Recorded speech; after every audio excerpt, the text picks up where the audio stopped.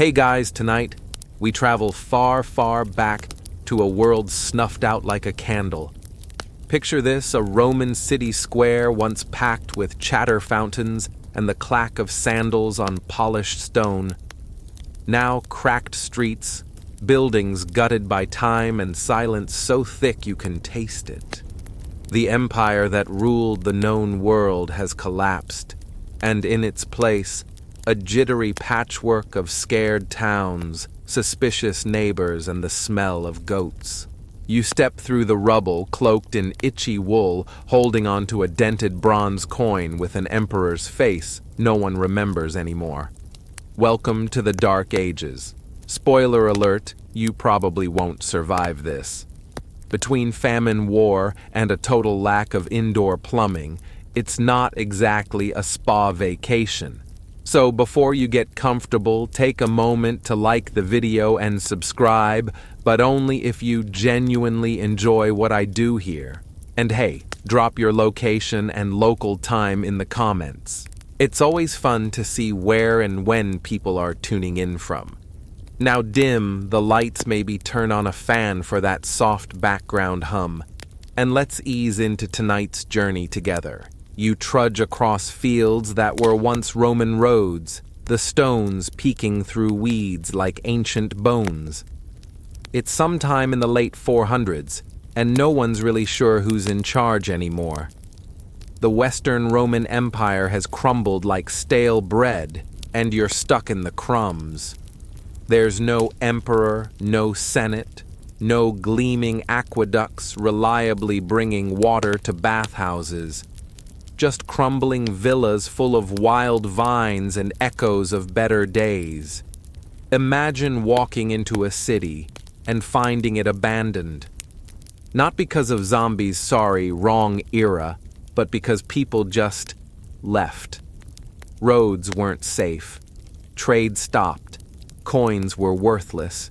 And while the Eastern Roman Empire, also known as the Byzantine Empire, is still clinging to civilization over in Constantinople, here in the West, it's every village for itself. And what does that mean for you? You live small. You stay close to home. You don't write things down because you can't write. And anyway, there's no one to read it. You might grow barley, or herd sheep, or patch together Roman bricks into a sad little cottage, and pray no one with a sword notices you. Most people, if they even understand what Rome was, think it was a dream, some golden time their great-grandparents mumbled about.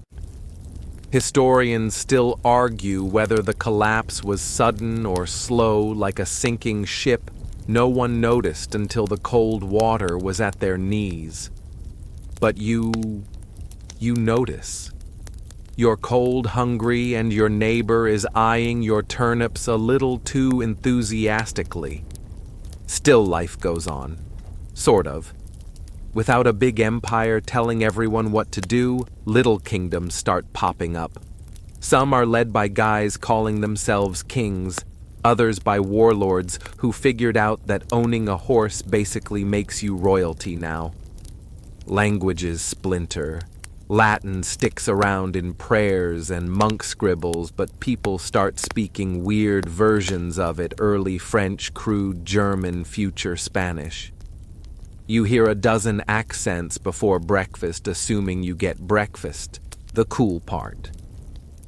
You're walking through the birth of Europe as we know it, the not-so-cool part. You've got no maps, no rights, and dental care is someone whittling a stick into a pick. But hey, silver lining, it's quiet. You sleep with the stars above you and the wolves howling from the woods. You start to notice things city folk never did. Bird song, tree bark, the exact texture of moss when you press your face into it, because your hut has no pillow. The scary part is not the wild animals, it's the people. One day, a gang of riders tears through your town. Maybe they're Saxons or Lombards or just really organized bandits with excellent cloaks. They take your food, maybe a few relatives, and vanish. No police, no judge. Just raw fear, then numb acceptance. You try to make sense of things. A thunderstorm means God's mad. A good harvest is a miracle. You start listening to the traveling priest, who tells stories about heaven and hell, sin and salvation. It beats not knowing. And soon everyone's squinting toward the church for answers, because it's the only place still writing things down. The term Dark Ages might make you think it's all doom and gloom, but really it's about the loss of light, the light of knowledge trade literacy culture. Historians now argue whether that's a fair label. Some say it's too harsh. Others shrug and point at the toothless skulls we keep digging up. But even in the dark, things flicker.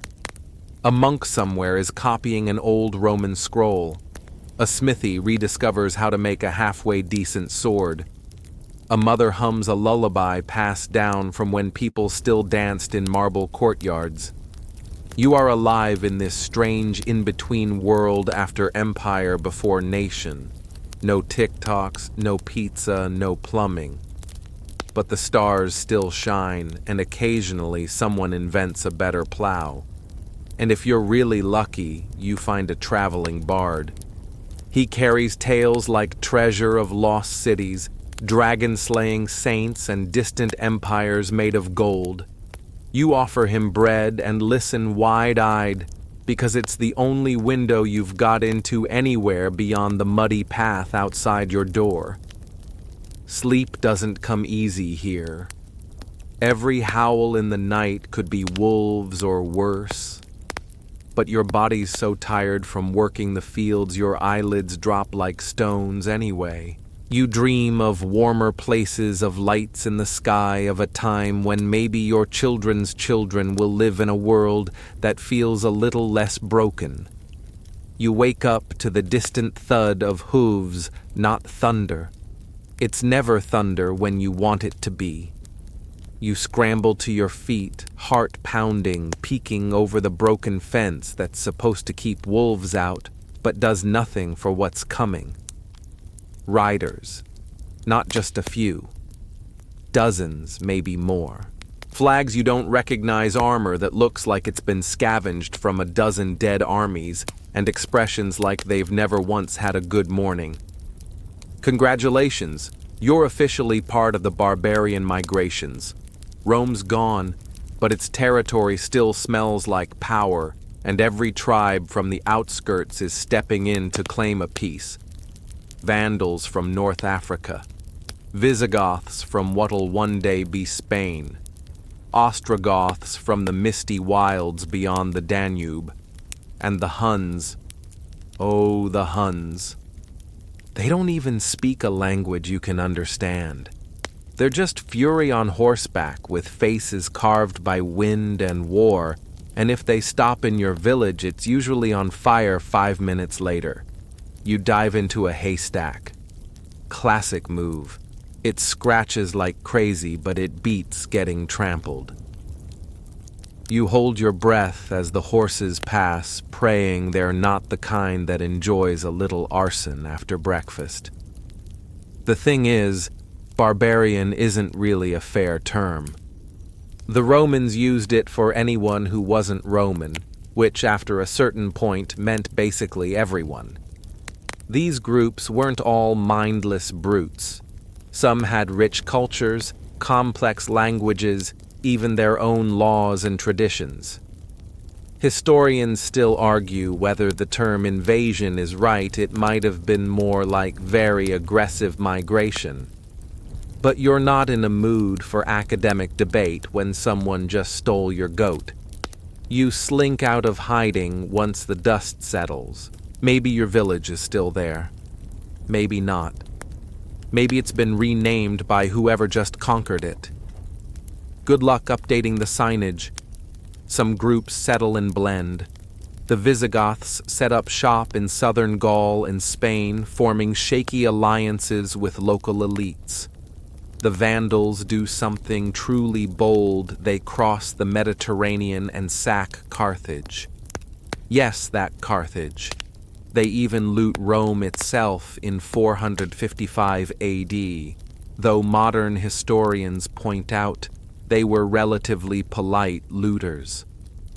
They only took the valuables, not the people, which, hey, thanks, but it's the Huns who truly haunt your nightmares. Under the infamous Attila, they cut a swath through Europe like a living plague. He's called the Scourge of God, which sounds dramatic until you see what his army leaves behind. But here's the twist. Attila actually dines with Roman ambassadors, negotiates deals, even marries a princess. That doesn't stop him from razing cities. Just adds a sprinkle of diplomacy to the bloodbath, and then like a storm the Huns vanish. Attila dies possibly from a nosebleed on his wedding night because the Dark Ages love a weird exit. His empire falls apart overnight. No succession plan, no loyal heirs, just chaos. But the damage is done. Borders are meaningless. Villages you pass through one month are ruled by entirely different people the next. You learn to say hello and please don't kill me in 5 languages. Not all of them work. You walk past a burnt-out villa, once Roman, now just bones and ash.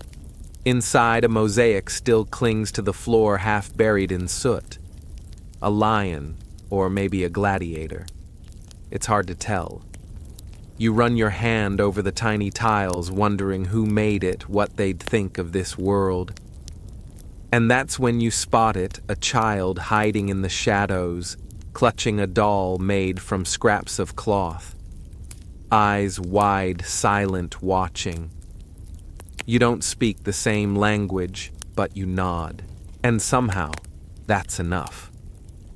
In the Dark Ages, survival is a shared language. The political landscape changes daily. The Franks rise in the north, carving out what will eventually become France.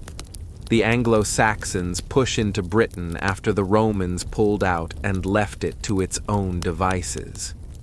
Everywhere, once proud Roman cities turn into fortified hilltops and guarded monasteries.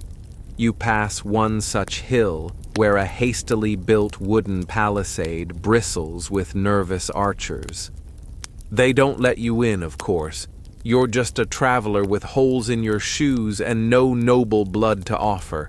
But you hear the rumors how kingdoms are forming from tribes, how leaders are calling themselves kings now, not chieftains, how some of them wear Roman-style crowns just to feel more legit. You wonder if they actually believe they're bringing order back, or if it's just cosplay with swords. One of the more surprising turns. Some of these so-called barbarians try to restore Roman customs. The Ostrogothic king.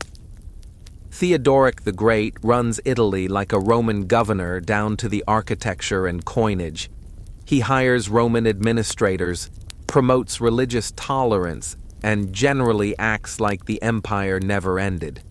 It's like he borrowed the manual, but the infrastructure's still crumbling, the economy's in freefall, and literacy is becoming a luxury.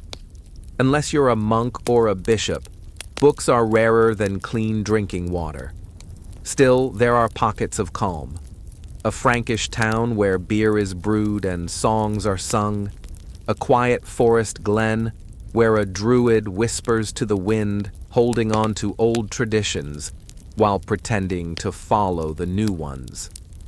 A widow teaching her son Latin by candlelight, even if the only book she has is missing half its pages. And you keep walking, sometimes alone, sometimes with a band of fellow wanderers. Traders, pilgrims, fugitives. Everyone's looking for somewhere a little safer, a little warmer. But safety is relative when any morning might bring a new army over the horizon. Somewhere behind you, the past is collapsing. Somewhere ahead, something new is trying to take shape. You don't know what it is yet, but you keep going because you have no choice. You're cold, hungry, and your feet hurt. Again. But tonight, as you crest a quiet ridge, you see something strange light. Not firelight from a raided village, not the flicker of a soldier's camp, but something softer. Candles, dozens of them, flickering through narrow slits in a long stone building nestled in a misty valley. Bells ring gently in the distance. You've found a monastery. The air changes as you descend.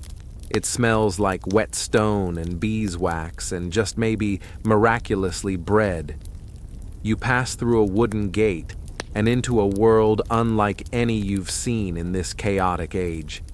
Here, everything seems still, gentle, almost absurdly quiet, like the stones themselves have taken a vow of silence. Welcome to the memory bank of the Dark Ages. A monk in a brown robe greets you with a nod. He doesn't ask questions, just leads you to a wooden bench and offers a crust of bread and a ladle of broth. It's bland, but it's warm. And that's basically gourmet now. These men and a few women in their own convents have stepped out of the crumbling world to build something radical, a space for prayer, peace, and parchment. You've landed in a Benedictine monastery following the rule of Saint Benedict. It's a tight schedule of work, worship, and not talking too much. You might not envy their celibacy, but their stability. Honestly kind of appealing. Monasteries are the Wi-Fi routers of the Dark Ages. They're nodes of connection in a world rapidly forgetting things. Inside, in rooms that smell like ink and damp wool, monks are copying books by hand. Every single page. With feather quills and endless patience, they copy religious texts. Roman poetry, even the occasional herbal remedy manual written by someone who once mistook hedgehogs for medicine. The work is slow, tedious, and sacred. A single Bible can take years to transcribe. And sometimes in the margins, monks get a little weird. You glance at a page where a saint is battling a snail. In another, a cat chases a mouse through the border decoration. This is not the artistic restraint of Michelangelo. This is what happens when you've been indoors copying psalms for 9 hours and your brain starts to fray. Still, without them, much of classical literature, Cicero, Virgil, Aristotle, would have vanished into the void. Historians still argue whether monks saved Western civilization or just preserved the bits they liked best. Either way, it's a miracle anything survived the sword and the mud of this age. You sleep in the guest house wrapped in scratchy wool. No soft pillows here, just a straw mattress and a wooden crucifix above your head. At dawn, the bells wake you, and you follow your host to the chapel. Gregorian chant rises through the stone walls like steam, a melody older than the bricks themselves. It's haunting, beautiful, and in Latin, so you don't understand a word, but it doesn't matter. You feel it. After prayers, you help in the garden pulling weeds next to a novice monk who swears the turnips are judging him. The monastery is self-sufficient. They grow food-raised chickens, brew surprisingly decent ale, and even run a small school for local boys. For a place stuck in the 6th century, it feels weirdly functional. You peek into the scriptorium again, and watch as a monk carefully applies gold leaf to a letter A the size of your hand. You realize that in this quiet corner of the collapsing world, something beautiful is being built, not with stone or war, but with ink and time. And then there's the relic room. Every monastery has one sacred objects kept in ornate boxes, from saintly bones to alleged fragments of the true cross. One monk swears they have a piece of St. Peter's toenail. You try not to ask questions, especially when he offers to show you. Not all monks are angels. Some wield influence like knights wield swords. A few rise to become powerful abbots advising kings and shaping kingdoms. Monasteries accumulate land wealth, and sometimes controversially, a little too much political sway for people who supposedly renounced the world. That soft chant in the background, it's also humming along with the gears of medieval power. But most remain humble, cloistered, committed to their strange, noble task, preserving knowledge through the storm. They don't write for fame. They don't get likes. They just copy, quietly, steadily, knowing their work might not matter for generations, if ever. And when you leave, they give you a blessing and a bit of bread for the road. No gold, no weapons. Just a little light in the dark. Outside the gates, the wind feels colder. The world is still broken. But now you know, there are places holding the pieces patiently, one page at a time. You pass a traveling priest on your way out, a barefoot man with wild hair and a huge wooden cross strapped to his back. He warns of sin and damnation and the end of days. But after the calm of the monastery, his shouting feels like static. You nod politely and keep walking.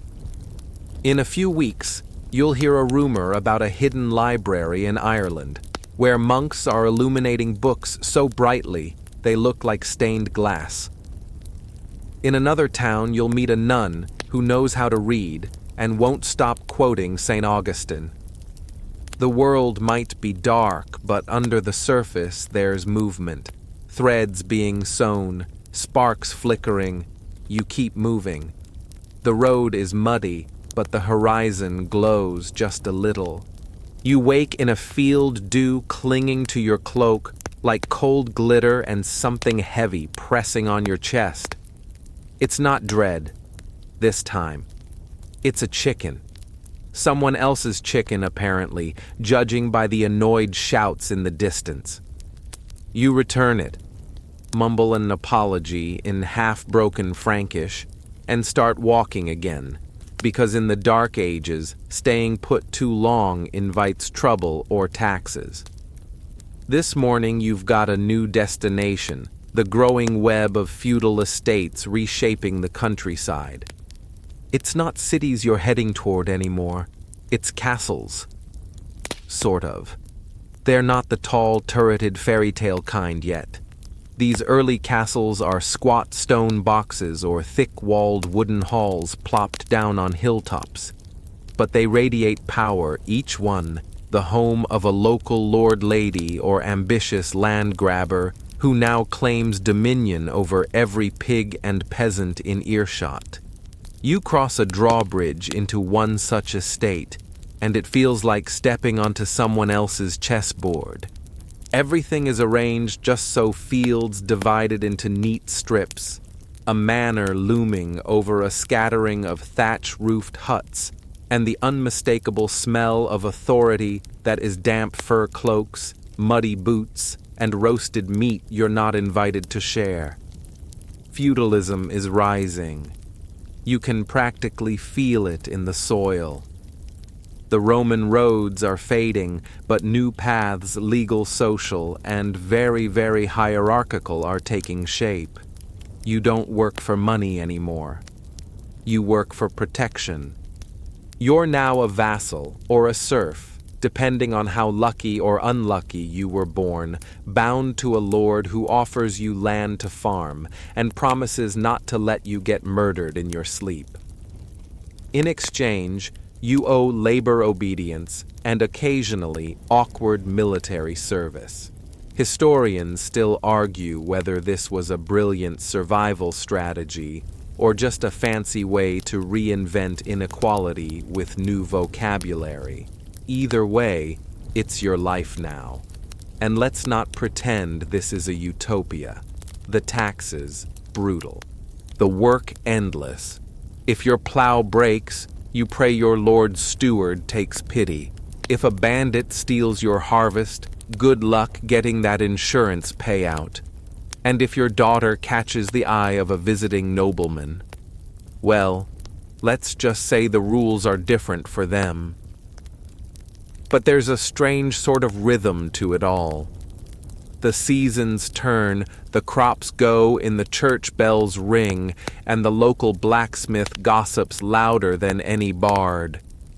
People marry young, work hard, and hold festivals whenever the church calendar allows it, which blessedly is pretty often. You linger at one of these festivals where the village gathers for a saint's feast. There's music from a badly tuned lyre, someone juggling turnips, and a pie-eating contest that ends with a sheep getting loose and 3 children vanishing into a hedge. It's the most fun you've had since the last war passed through. There's something called the 3 estates shaping society. Now those who pray the clergy, those who fight the nobility, and those who work spoiler. That's you. It's an elegant system in theory, but less so when you realize the fighters get the castles, the prayers get the books, and you get a backache by age 23. Still, you admire the cleverness of it. You meet a minor noble who's convinced his divine right to rule is backed by both sword and scripture. He's 20, wears fur-lined boots, and has never touched a hoe in his life. You try to explain crop rotation to him and he yawns. But he means well. Probably. The church is always nearby watching blessing collecting tithes. Your local priest wears homespun robes and owns the village's only copy of the Bible, which he occasionally reads from with the solemnity of someone holding live lightning. He warns of sin, encourages fasting, and has a suspiciously well-fed goat. You wonder if God appreciates the irony. And yet the village persists. Babies are born, bread is baked, and life continues in spite of everything. You find yourself growing attached to this patch of land, even if it isn't yours. You help with the harvest, share a fire with a family of 12, and laugh when the miller insists his flour is blessed because a relic fell into it once. It was probably just a thumb bone, but miracles are relative out here. You watch the Lord's soldiers train one afternoon, clanking chainmail, rusty swords, lots of yelling. They're not exactly elite, but they're what passes for defense. And when the tax collector rides in wearing a surcoat 3 sizes too grand, you see why the villagers keep those soldiers fed. His coin pouch is tight, his questions invasive, and his face very punchable. But no one punches him. Because, well, feudalism. Some places have it worse. You pass a burned manor on the edge of a forest where a rival noble apparently disputed a border, disputed it with fire. The peasants there now farm under a new lord's banner, which honestly looks identical to the last one, except for the goat emblem being turned slightly to the left. Borders are fluid. Authority is inherited, traded, occasionally lost in drunken card games. And sometimes the person really running the show is the steward, or the steward's wife, or the village healer, who knows which herbs stop nosebleeds and which ones make you see angels. You stay for a season, maybe 2. You start to understand the rhythms: feast, fast, fight, repeat. The plow becomes your meditation. The stars become your calendar. You even develop a taste for turnip stew, though taste might be generous. And just as you begin to feel settled, a messenger arrives. Mud-splattered, frantic, carrying news the neighboring kingdom is mustering troops. War is coming. Again. The village gathers that night. Some are excited war means plunder. Most are afraid war also means burning.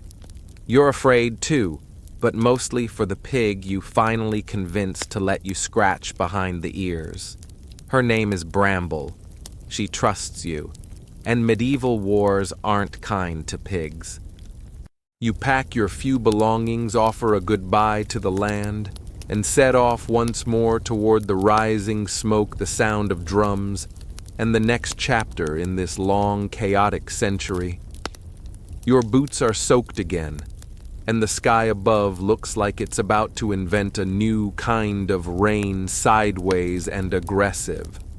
You trudge along a battered road, carved more by habit than design, and in the distance you see it, a rising wall of tense banners and people moving like ants around a bonfire. You've reached a medieval battlefield assembly. Welcome to War Dark Ages style. It's not what Hollywood promised. There are no rows of gleaming knights galloping in slow motion. Instead, you find a rough sea of muddy boots, dented helmets, and men sharpening axes with the sort of focus usually reserved for defusing bombs or making a really good sandwich. The scent is a heady mix of horses, old ale, sweat, and something you can only hope isn't goat entrails. You're technically part of the levy now, an obligation owed by peasants to their lord. You didn't enlist. You didn't even volunteer. But feudalism doesn't ask nicely. You're here because someone above you on the social ladder said you had to be. The commander of this charming group, a nobleman's third son with a fancy sword, a massive ego, and almost no experience outside of hunting boar. You try to avoid his attention. War in the Dark Ages is a messy affair. Battles are usually short, brutal, and intensely local. Most conflicts aren't epic kingdom versus kingdom affairs. They're spats between rival nobles, inheritance feuds, or disputes about who owns the right to collect tolls from a particularly lucrative bridge.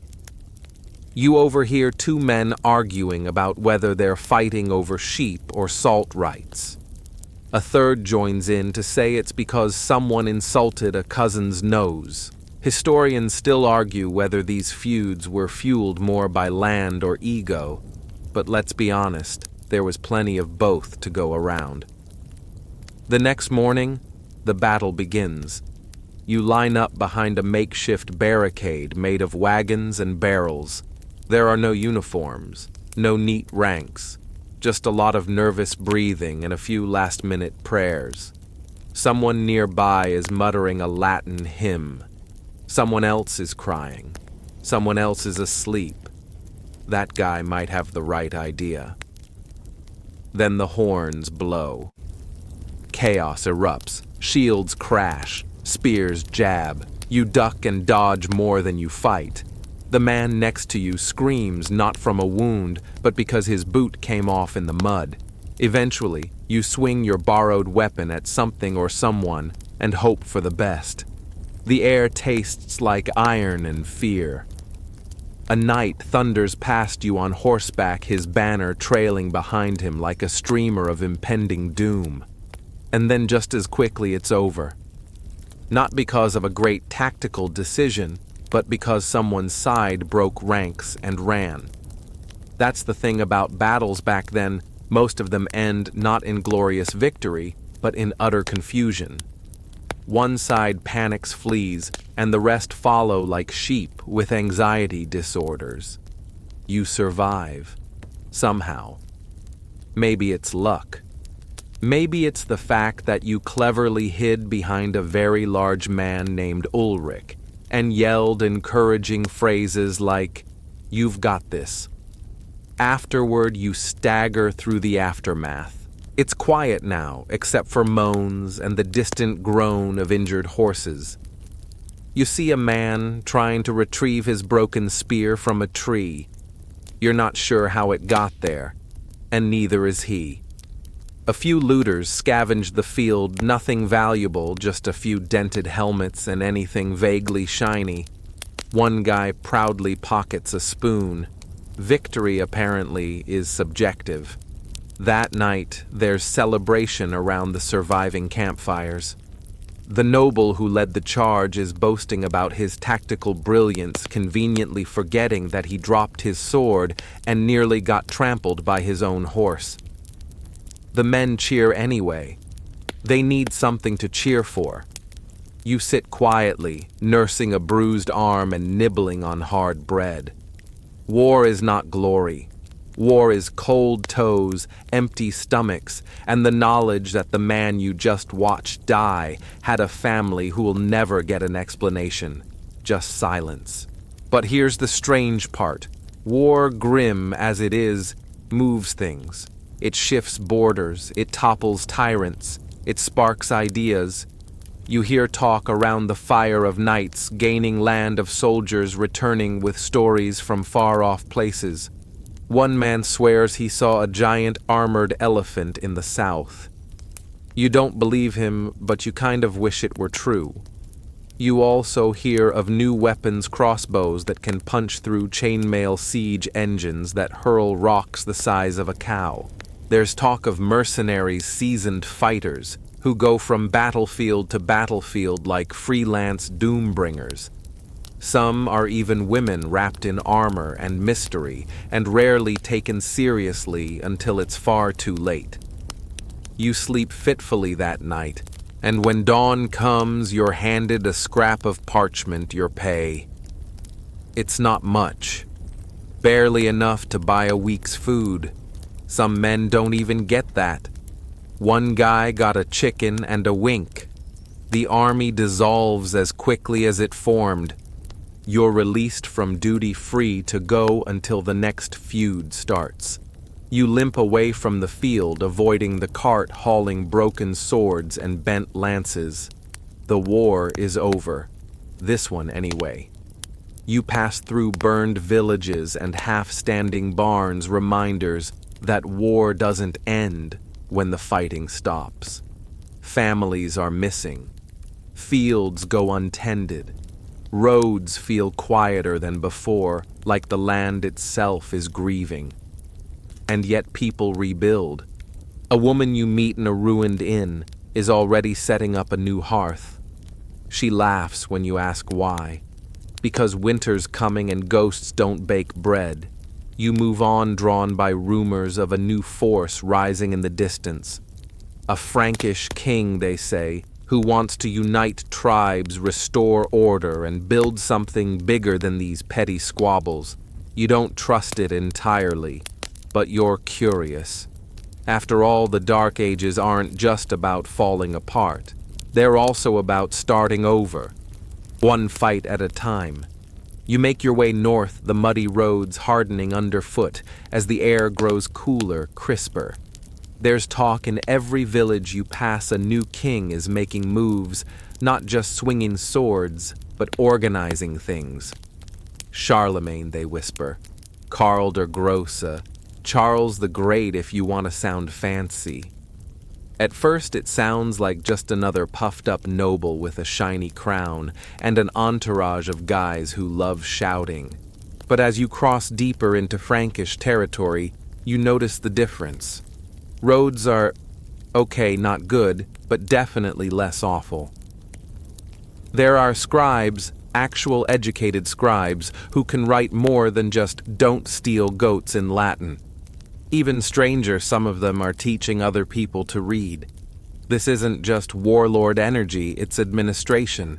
You finally arrive at one of Charlemagne's imperial gatherings, a placitum generalis, where bishops, nobles, and assorted political barnacles shuffle into a grand hall and pretend to agree on things. You sneak in through the back with a group of traveling performers, one of whom is juggling apples while singing about taxes. He gets more laughs than he deserves. Charlemagne isn't what you expect. No golden robes or floating halo. He's tall, imposing, with wild hair, and a voice that rumbles like distant thunder. But he's also sharp. He listens, asks questions, and quotes scripture with the ease of a man who actually reads it. You get the sense he could run a kingdom, or wrestle a bear, maybe both, in the same afternoon. Under his rule, something rare is happening. Unity. He's pulling together a patchwork of tribes and languages and lords, weaving them into a thing that vaguely resembles a nation. It's not perfect, far from it, but compared to the chaos you've just escaped, it feels like someone finally found the instruction manual for civilization, or at least a few pages of it, and the church. Oh, it loves him. The Pope even crowns him Emperor of the Romans on Christmas Day 800 AD in a ceremony so full of incense, Latin chanting, and gold-threaded fabric that you nearly fall asleep standing up. When that crown touches his head, everyone gasps. It's a revival of the Western Roman Empire or a bold marketing campaign, depending on who you ask. Historians still argue whether Charlemagne actually wanted the title or if the Pope kind of sprung it on him like an awkward birthday surprise. Either way, the message is clear: Rome isn't dead. It's just got a new face and a much more awkward postal system. Education becomes a big deal. You visit a monastery school where boys, let's not get revolutionary, scratch Latin on wax tablets, recite grammar drills, and mumble through Aristotle while trying not to drool on their robes. These aren't just future monks, they're future administrators. Because Charlemagne understands something crucial: swords win land, but pens keep it. He brings in scholars from all over like Alcuin of York, who sounds like a Marvel villain, but is actually a mild-mannered intellectual with excellent handwriting. They start copying ancient texts, preserving knowledge that otherwise would have gone the way of the Roman plumbing system. You watch one monk painstakingly transcribe Virgil, pausing only to swat flies and complain about ink quality. The Carolingian Renaissance, they call it later. A flicker of light in the long dark. You're there for it, breathing the candle wax-scented air of a library filled with actual books. Sure, half of them are theology, but still, progress. Even the economy is evolving. Silver coinage spreads, trade routes open. You see merchants haggling over spice prices in what used to be a swamp. Farmers are using heavier plows. People are planting beans with actual crop rotation schedules. Beans. You remember when people didn't even rotate themselves out of bed before noon. One day you're invited to witness a legal proceeding. A count is settling a land dispute between two grumpy brothers. Instead of just having them duel in a pigsty, he consults a written code capitulary, that flipping through parchment with greasy fingers while trying not to sneeze on the ink. It's still clunky, but it's law. Written law. That's new. Still, the empire has cracks. For one thing, it's enormous. Too enormous. You travel for days without seeing the same dialect twice. Some areas barely acknowledge the empire at all unless someone shows up in armor to remind them. And then there's the matter of inheritance. Charlemagne, for all his wisdom, insists on dividing his lands among his sons, which, as any child with siblings can tell you, is a recipe for yelling. And once he dies, spoiler sorry, the whole structure starts wobbling. Sons and grandsons squabble, borders blur. You overhear one noble saying, "It was nice while it lasted," as he sharpens a knife. But you don't forget what you saw. The libraries, the schools, the attempt, however fragile, to build something lasting. Charlemagne didn't end the Dark Ages, not really, but he held up a lantern. Even if it flickered. You leave his empire just before things start falling apart again. The Viking raids increase. Nobles grow restless. And that postal system. Yeah, turns out delivering scrolls across 1,000 miles of warlords is harder than it looks. Still, you carry something with you. A sense that not all was lost. That even in the muck and the madness, someone believed in books in order, in more than just surviving. You walk east now, your thoughts trailing behind you like smoke, toward the forests, the rivers, the borderlands where new tribes stir and older ideas still linger. Because while the Empire may crack, the dream of unity, of learning, of light doesn't disappear. It waits. Just like you. Your boots are wearing thin again, and the land ahead looks colder, darker, less groomed than the neatish paths of Charlemagne's empire. You trudge into the dense woods of the east, where the trees grow tall and suspicious, and every village seems to eye you like you owe them firewood. You've entered the edge of Christendom, where the Christian West meets the still pagan East, and things get complicated fast. You stop in a Slavic settlement where the huts are thatched, the pigs are bold, and nobody quite trusts a traveler who speaks bad Latin and worse Old High German. But they let you warm yourself by the fire. Over a bowl of something you hope is cabbage, an old man tells stories of spirits in the trees and gods in the rivers. Not metaphorically, he means it. This is a land where belief hasn't yet been revised by theologians in expensive robes. Then comes the knock. Not on the door, on the very idea of being pagan. Missionaries have arrived. They come with robes, crosses, and the unsettling habit of smiling too much. You've seen them before, but out here they shine like misplaced candles in a forest that wasn't asking for light. These aren't just travelers spreading the good word. They're part of a vast push, Christendom's frontier mission. Some are gentle, patient. They learn local languages, they translate the Bible painstakingly, letter by letter, even if half the locals can't read, and the other half think parchment is a fancy kind of jerky. One such figure is Cyril, yes, that's Cyril, who along with his brother Methodius creates an entirely new alphabet just so the Slavs can have scripture in their own tongue. The Cyrillic script. It's a real glow-up for missionary work. Others are less subtle. There's a bishop nearby who believes converting a village means knocking over their sacred tree, burning the old temple, and declaring victory before sundown. The villagers grumble, but they also eye the swords of the Frankish guards standing nearby.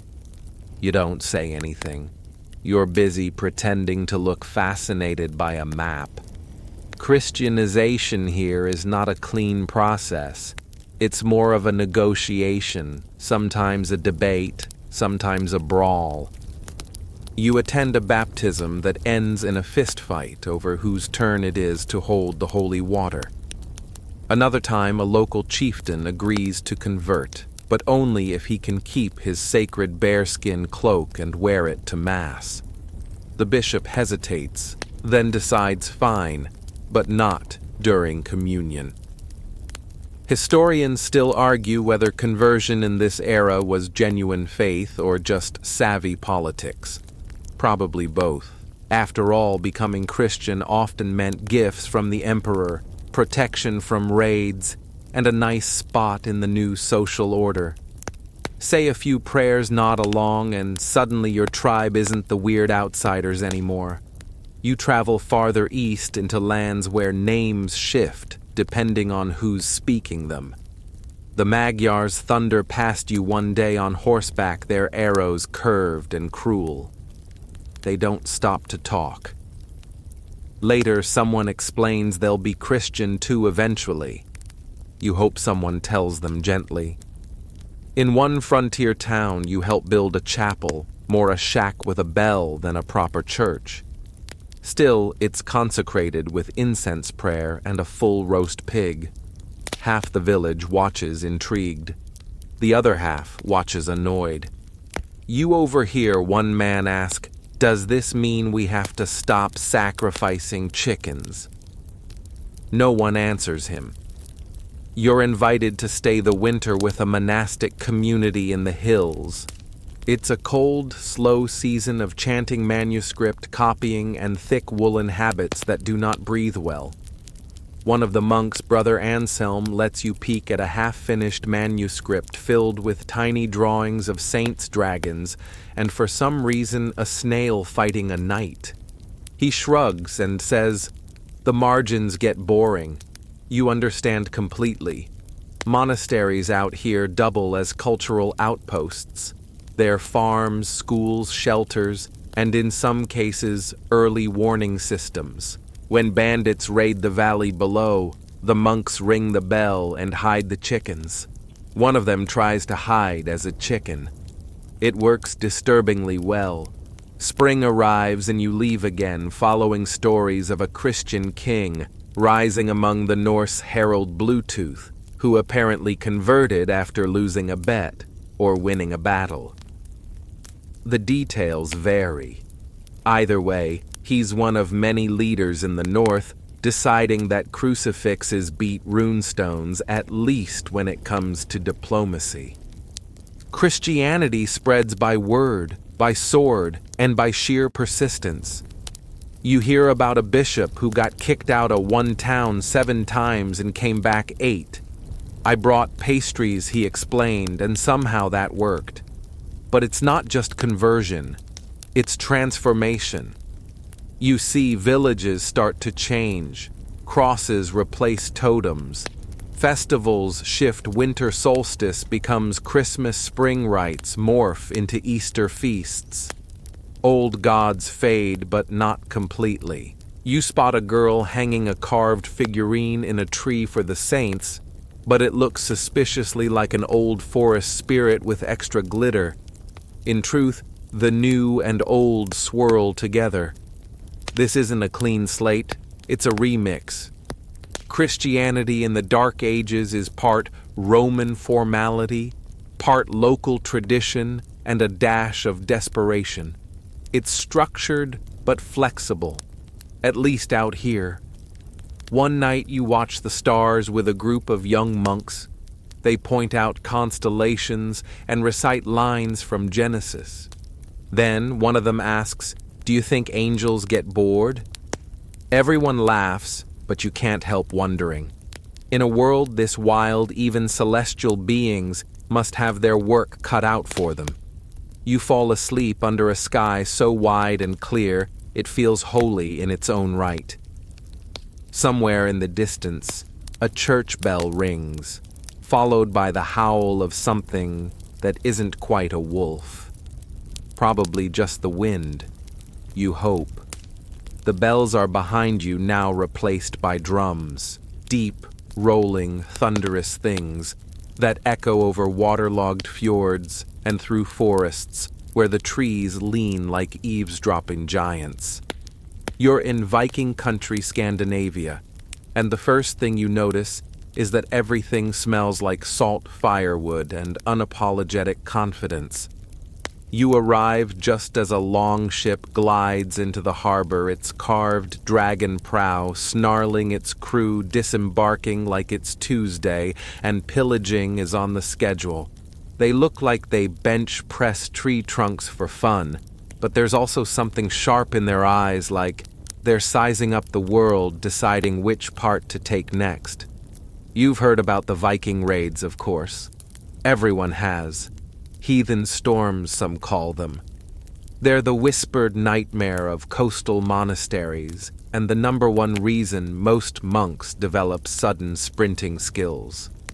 You've seen charred abbey walls in Northumbria, rivers choked with broken icons, and villagers practicing their "we're totally not worth raiding" speeches. But here in their homeland it's different. You spend time in a Norse settlement and realize that Vikings are not just brutes with axes and commitment issues. They're also traders, farmers, poets, and inconveniently very charming when they want to be. You sit beside a skald, one of their storytellers, who recounts tales of Odin, Thor, and Loki with such vivid flair, you forget your mug of mead is half ice. One day, you help build a longhouse, if by help we mean you hand someone a hammer and try not to get in the way. It's a communal effort with jokes flying faster than the nails. Everyone has a role, even the children. There's a rhythm to life here, rough but reliable. You get used to it. Still, the raids continue. Not here, of course, too cozy, but abroad. You hear about attacks on Paris, on the Iberian coast, even on the Italian city of Luna, which a Viking leader apparently mistook for Rome. Honest mistake. Historians still argue whether the Vikings were driven more by desperation, ambition, or just the thrill of exploration. Maybe all three. You hitch a ride on a longship heading south, pretending to be a cargo counter. The journey is swift and shockingly well coordinated. Vikings were not only ferocious but also genius sailors. Their ships are shallow enough for rivers, fast enough for open sea, and stylish enough to earn compliments at every port. You pass island monasteries that pull up their drawbridges at the mere sight of your sails. You wave. They do not wave back. When you land in what used to be Frankish territory, you see what's left of a recent raid, scorched timbers, scattered livestock, one very confused goose. It's violent, yes, but surgical. The Vikings hit hard and fast, then vanish like mist. It's as if war has become a traveling act. But even they can't stay pirates forever. Back home, change is brewing. You return north to find local chieftains warming up to the idea of kingship. One of them, Harold Fairhair, is trying to consolidate Norway by cutting deals, swinging swords, and conditioning his hair into legendary glossiness. He's not just uniting tribes, he's setting the stage for governance, and the church is watching. Missionaries return this time with gifts, interpreters, and a few miracle stories. The Norse are skeptical, of course. They've got plenty of gods already, and those gods come with decent mead and thunder-based weather coverage. But Christianity offers political perks, allies, stability, and an afterlife where you don't have to die holding a sword just to get the VIP seating. You witness a strange sight one morning, a Viking warlord being baptized in full armor, just in case. The priest looks nervous. The warlord sneezes from the holy water. Everyone claps anyway. Over the next few years, you watch the tides shift. Temples to Thor quietly become chapels to Christ. Wooden idols are accidentally dropped into rivers. Even the burial rites start to change. You attend one funeral where the deceased is laid to rest with a cross and a small statue of Freyr just hedging bets, apparently. Yet Viking spirit doesn't die. It adapts. You meet Norsemen who now serve as royal guards in Byzantium, dressed in glittering armor, and still making jokes about how weak southern wine is. You hear of Icelanders writing down their sagas, preserving legends in vellum-bound beauty. Christianity might win the spiritual contest, but Norse culture holds the pen. Then comes 911, not the phone number, the year. The Frankish king offers land to a Viking leader named Rollo, hoping he'll stop raiding and start governing. Spoiler, he does. That land becomes Normandy. Yes, that Normandy, the one that will eventually launch a duke named William across the channel and into English history books with a sword in one hand and a smirk in the other. You walk those future battlefields in silence, feeling the strange thread from Viking axe to English crown. It's messy. It's brilliant. It's Europe learning to absorb chaos, mold it, and turn it into power. One evening, as the northern lights shimmer above you, you hear a young boy reciting both the Lord's Prayer and a verse about Odin's ravens. His grandmother nods in approval. The world isn't choosing between old and new, it's learning how to carry both. And as for you, you stay just long enough to hear the stories, to smell the smoke of a hearth fire and the salt on a rising wind before heading south again. Because there's a whisper of something stirring on the islands to the west. A place where monks have built kingdoms, where warlords are turning into kings, and where the fate of English-speaking history waits for its next page. You wrap your cloak tighter, adjust your boots, and set off once more.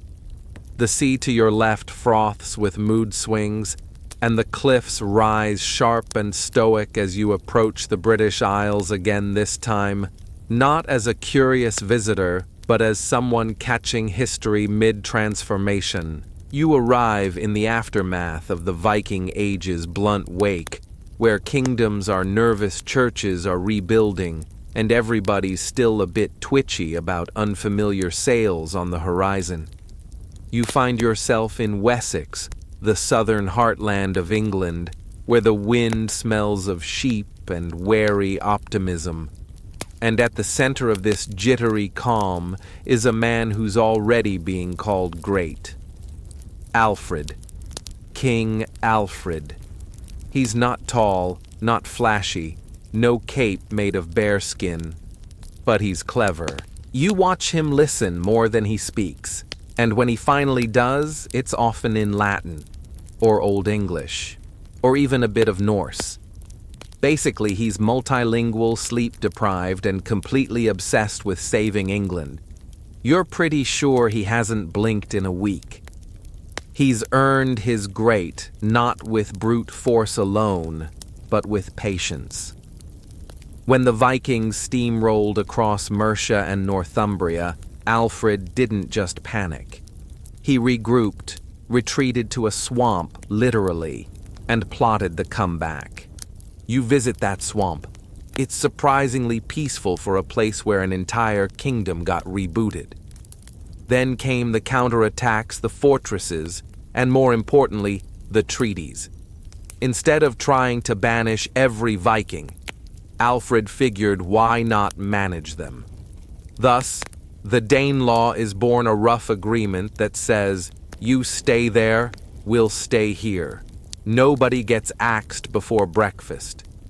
Historians still argue whether it was a smart compromise or just a temporary bandage. But it works, sort of. More impressive, though, is what Alfred does off the battlefield. You walk into a small classroom one day, stone walls, chilly drafts, and a handful of young monks scratching letters on wax tablets. Alfred's idea. He's rebuilding, learning from the ground up, commissioning translations of important texts, and insisting that even nobles learn to read. A king should be wise, he says. You think of other rulers you've met and mutter, novel concept. He also revives legal codes, calling back to ancient laws, but updating them for the mess that is 9th century England. The result, a mashup of scripture, Germanic custom, and whatever Alfred scribbled down after waking from a dream about justice. But Alfred isn't alone. Around him, local warlords are slowly turning into something resembling feudal lords.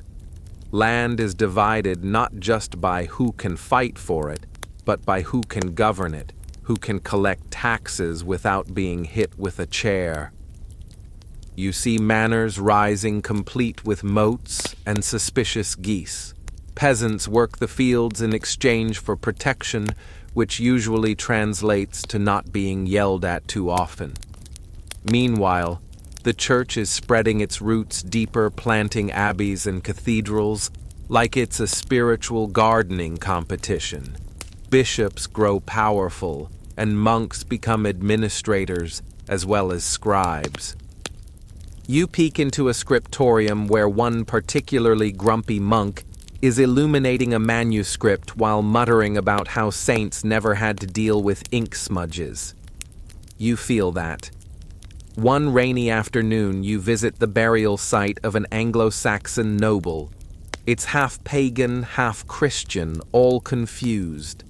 There's a cross, yes, but also a sword, a few runes, and what might be a spoon carved with a dragon. Just covering all bases, the priest explains, deadpan. England, like everywhere else, is a blend. Old customs layered with new beliefs. You attend a harvest festival where someone blesses a loaf of bread, dances with a maypole, and thanks Saint Cuthbert for the fertility of sheep. You nod along. It's a vibe. But storm clouds are forming again. News trickles in, more Norse fleets gathering this time, not just to raid, but to settle. And in their shadow, something even stranger, Normans. Vikings, who've gone French. They wear chainmail like it's business casual and already dream of kingship. Still, England holds, for now. Alfred passes, but his legacy sticks. His descendants carry the title King of the Anglo-Saxons, and bit by bit the island begins to feel like one nation. You walk the roads and see signs of order, tolls, markets, and laws posted on stones you can actually read. It's not perfect. There's still famine, plague, and the occasional "hey, is that a Viking?" But there's also hope. In one village, a young girl recites a poem in Old English. It's about a sparrow flying through a mead hall, briefly lit by firelight, then vanishing into the dark. The image stays with you, brief illumination in a long night. The Dark Ages in one metaphor. Historians still debate when the Dark Ages end exactly.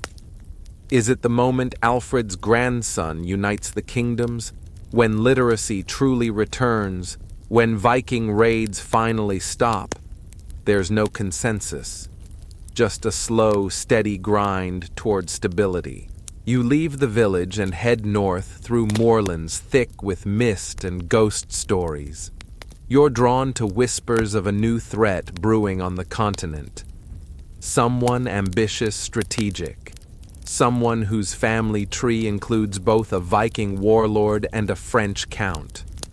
But for now, England is learning to breathe again. You sit under an ancient oak one evening watching as children chase fireflies and a distant bell marks vespers. The night is calm. You're no longer dodging raiders or arguing theology. You're watching a land figure itself out one sheep pasture at a time. And somewhere in a castle not yet built, a man named William is sharpening destiny like a sword. The wind smells like chalk and power as you climb the cliffs of Normandy. Below you, the sea hisses against the rocks, murmuring secrets in a language that feels older than Latin, older than legend. You're in the land of the Northmen, except now they speak French, ride armored horses, and sip wine, like it's a competitive sport. You've arrived just in time to meet William. Not yet the conqueror, just William, Duke of Normandy. Broad-shouldered, calculating, with a jawline that could slice bread, and a reputation for being both terrifying and terrifyingly organized.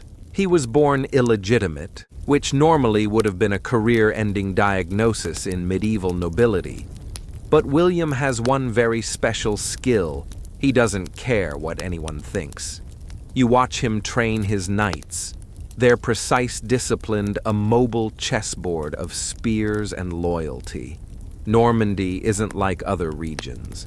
Here, feudalism is more than a social system, it's a military machine.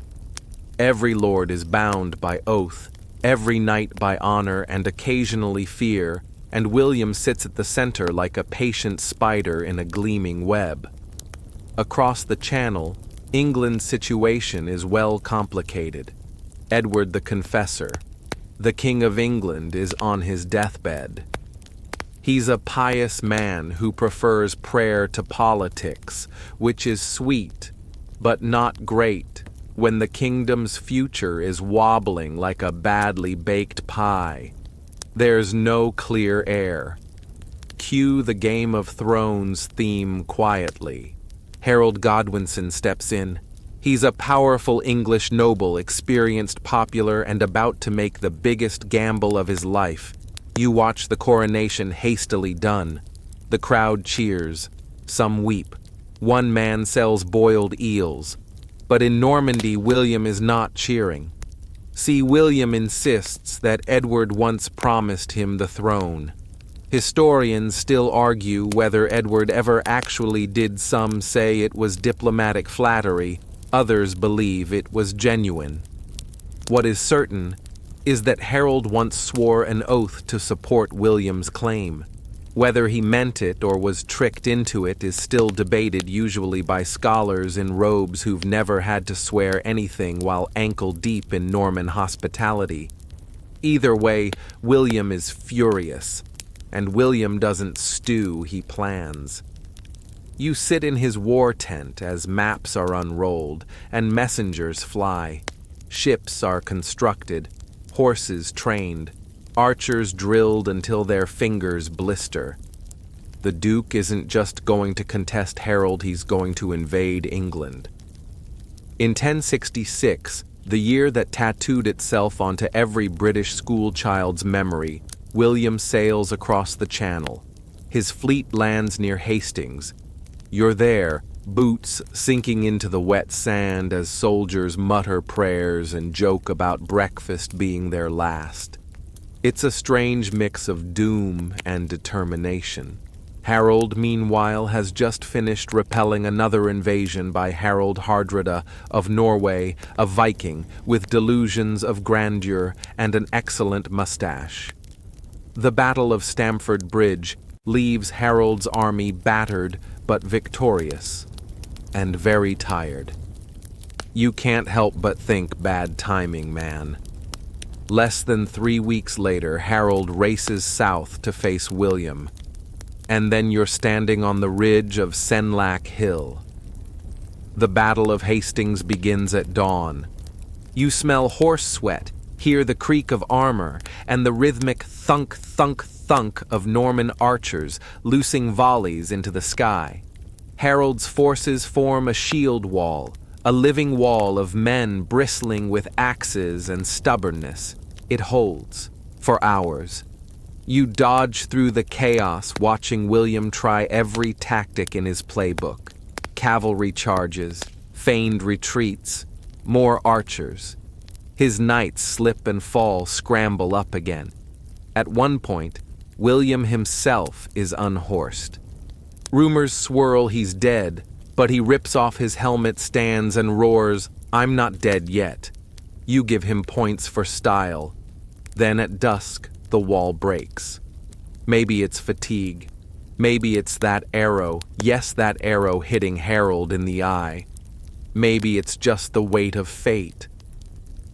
But the English line crumbles, and William's knights surge forward like a metal tide.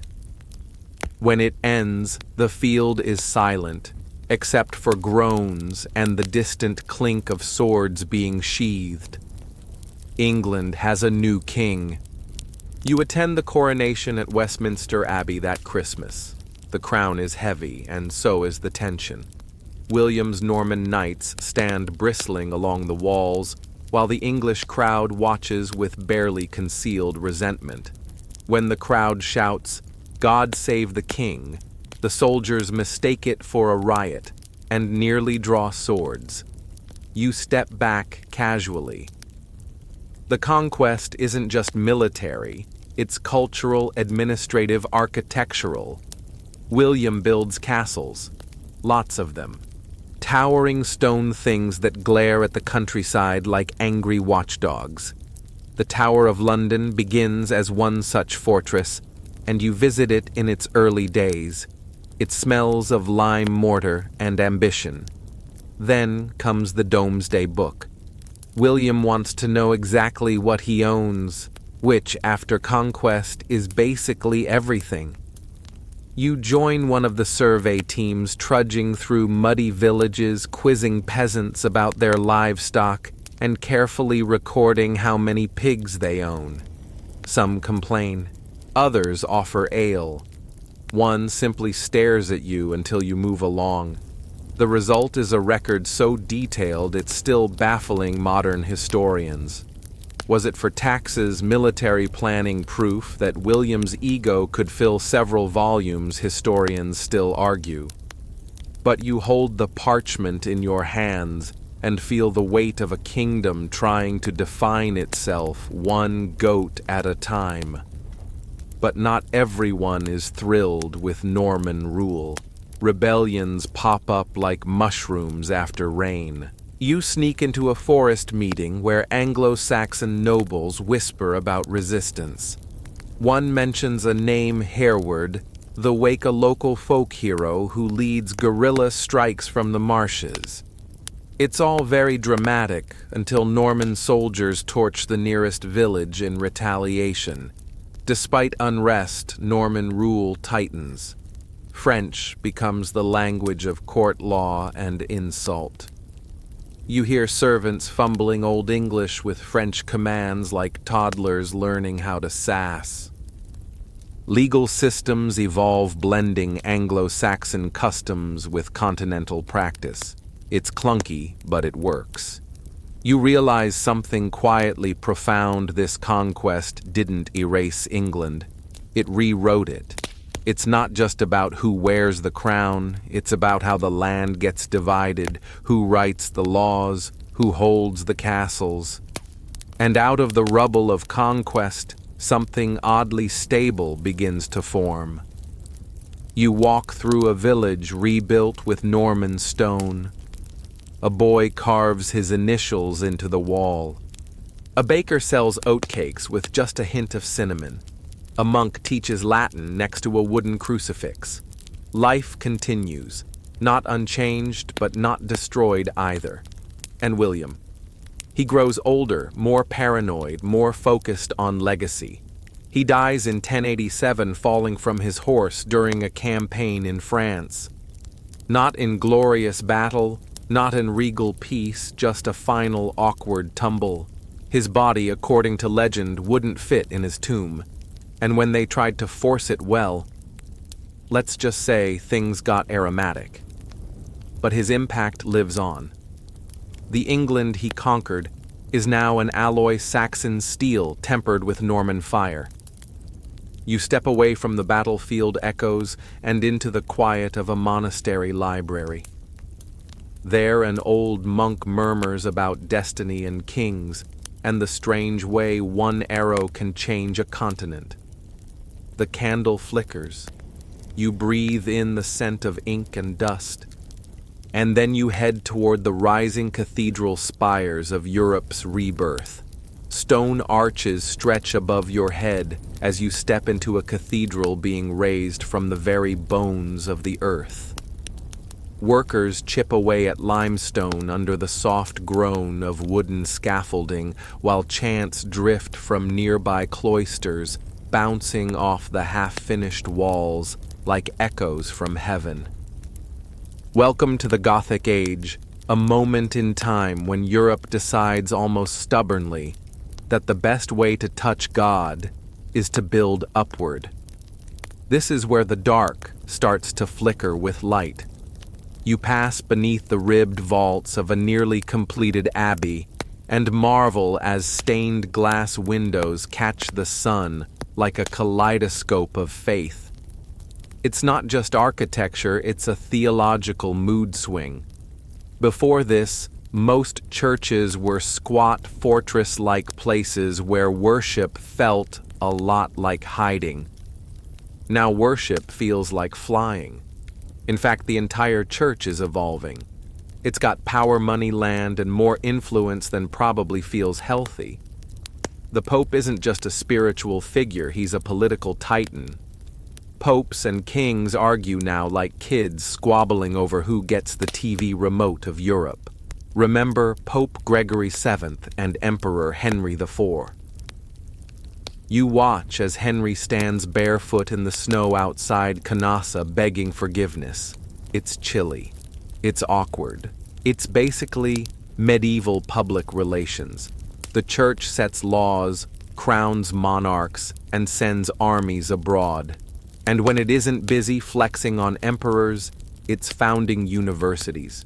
You pop into one of the first classrooms in Bologna, then Paris, then Oxford. It's loud, disorganized, and smells like chalk and wet cloaks. The professor, usually a monk or cleric, shouts Latin over the chatter. Students argue, yawn, and scribble notes using everything from parchment to memory. You admire one young scholar who's managed to doodle a surprisingly accurate horse mid-debate on Aristotle. But it's not all Gregorian chants and spirited discourse. The church has teeth. The Inquisition rises during this era, originally aimed at rooting out heresy. You sit in a dusty room as a suspect is questioned, his answers weighed more for obedience than accuracy. The air's heavy, and you try to look small. Historians still debate how widespread or brutal the early Inquisitions were. Some suggest it was more about show than substance, others argue. The psychological toll alone was immense. Beyond the cloisters, towns are growing. You wander through Paris, which buzzes like a hive.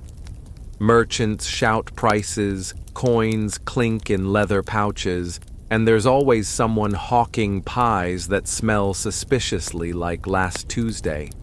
Guilds rise, bakers, blacksmiths, weavers forming little mini-unions that manage quality training and social events, which are often a mix of prayer and wine. Okay, mostly wine. You meet an apprentice tanner. His hands permanently dyed with the scent of hide and lie, and he explains how after 7 years he might just earn the title of master if his final project doesn't explode. Women too play a role in this urban boom. Though excluded from university halls and most official posts, many run shops, inherit land, and keep entire businesses afloat, while their husbands are off doing nightly things or catching dysentery. You share a bench with a brewer named Agnes, who laughs harder than anyone you've met and insists her ale has healing properties. She's probably not wrong. But out in the countryside, things are slower, steadier.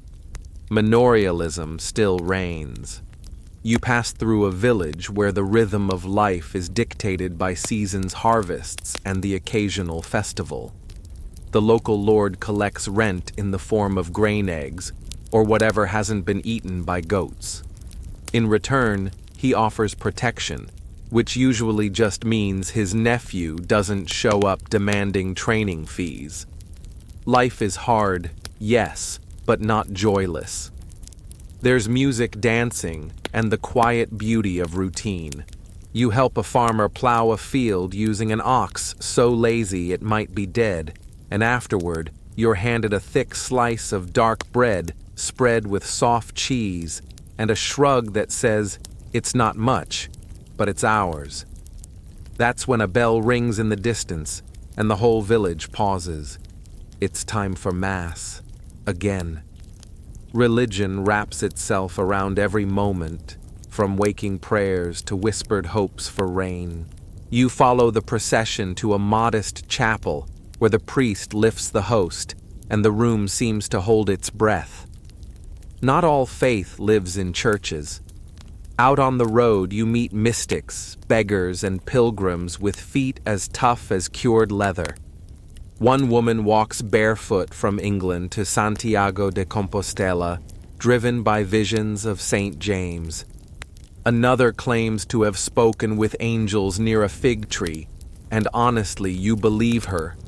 Her eyes gleam like someone who's seen too much and come back singing. Monastic life is still going strong, too.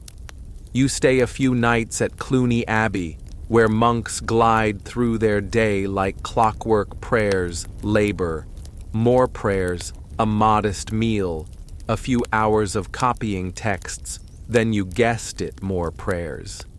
The silence is comforting, even as the rules are strict enough to make boot camp look relaxed. At some monasteries, art flourishes. You peek at tapestries, sculptures, even early plays performed by candlelight for feast days. The mystery plays are equal parts sermon and soap opera, complete with devils who trip over their own tails and saints who resurrect chickens. The audience loves it. Yet all this light doesn't mean the dark is gone. Superstition still hums beneath the surface. You overhear a woman whisper a charm against night spirits before locking her shutters. Amulets are tucked into baby blankets, and old men warn of forest creatures who twist your ankles if you don't leave offerings. The church rolls its eyes, but quietly.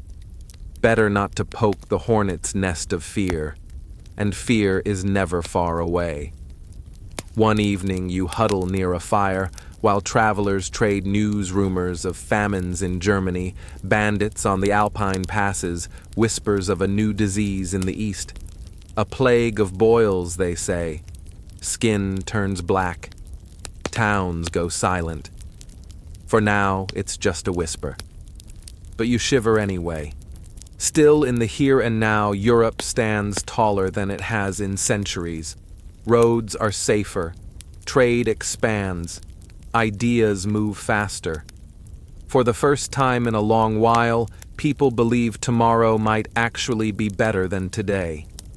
You lean against a column in Chartres Cathedral and stare up at a rose window. The glass glows like fire caught in color. You think about the people who built it stone by stone, dream by dream. Not to escape the dark, but to light it from within. And then somewhere far off, a crusader banner snaps in the wind. The wind off the Holy Land carries sand and prophecy as you step onto the deck of a creaking ship bound for Jerusalem. The water slaps rhythmically against the hull, and you try not to think about how long it's been since anyone aboard had a proper bath. The First Crusade is underway, and you're now one of thousands soldiers, pilgrims, fortune seekers, riding a wave of holy zeal toward a place most have never seen but swear to reclaim. It all began with Pope Urban II in 1095. He stood before a crowd in Clermont, France, and delivered the medieval equivalent of a viral call to arms Jerusalem he declared must be freed from Muslim control. It was less about love and more about legacy land salvation and a way to funnel restless knights away from terrorizing their neighbors. You can still hear his words echo, Deus vult, God wills it. The crowd lost its collective mind. You watch peasants strap pots to their backs and march off in sandals, some led by Peter the Hermit, a charismatic man with the fashion sense of a scarecrow and the voice of a firebrand. This is the people's crusade, a noble idea if tragically unprepared. Most don't make it past Hungary. Those who do are slaughtered near Nicaea, their dreams of sainthood fading fast beneath Saracen blades. But then come the real knights. Bohemond of Taranto, Raymond of Toulouse, Godfrey of Bouillon. Big names with bigger egos and swords sharp enough to carve out their own kingdoms. You travel beside them as they push through Anatolia, surviving ambushes, betrayal, and blistering heat. One noble covered in lice jokes that hell couldn't be worse. You try not to laugh too loud, At Antioch, things get biblical. The siege drags on. Supplies run low. You eat roasted leather and pretend it's beef jerky. Morale crashes until a peasant claims he's found the Holy Lance, the very spear that pierced Christ's side, buried beneath a church. Historians still argue if it was a plant, a delusion, or a desperate morale booster. Either way it works. Spirits rise, the city falls. By 1099 they reach Jerusalem. What happens next is both victory and tragedy. The city is stormed, the defenders overwhelmed. You stand in the smoke-choked streets as crusaders massacre Muslims, Jews, even some Eastern Christians caught in the crossfire. Blood reaches the steps of the Holy Sepulchre, and the very idea of a just war trembles under the weight of steel and fury. One knight mutters God knows his own. You hope God also knows forgiveness.